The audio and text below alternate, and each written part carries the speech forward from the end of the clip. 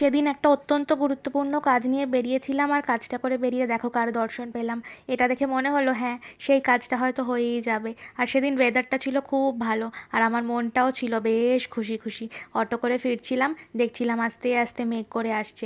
মনে মনে ভাবছিলাম এক্ষুনি যেন বৃষ্টি অন্তত না হয়, এই ওয়েদারটা একটু এনজয় করি। তো হাওয়া খেতে খেতে অটো করে যাচ্ছিলাম।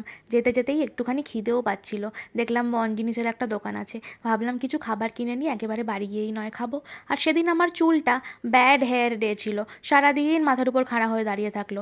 এরকম গুরুত্বপূর্ণ কাজের দিন যদি এরকম চুল মাথার উপর খাড়া হয়ে দাঁড়িয়ে থাকে, কীরম লাগে বলো তো। বাট সেদিকে কনসেন্ট্রেট না করে ভাবলাম আগে খাবারটা খেয়ে নিই। তো বাড়ি এসে আগে ফ্রেশ হয়ে খাবারটা খেতে বসলাম। কিনে এনেছিলাম একটা চিকেন বার্গার। বাট আমার নজর বারবার ওই মাথার উপরে চুলটার উপরেই চলে যাচ্ছিল।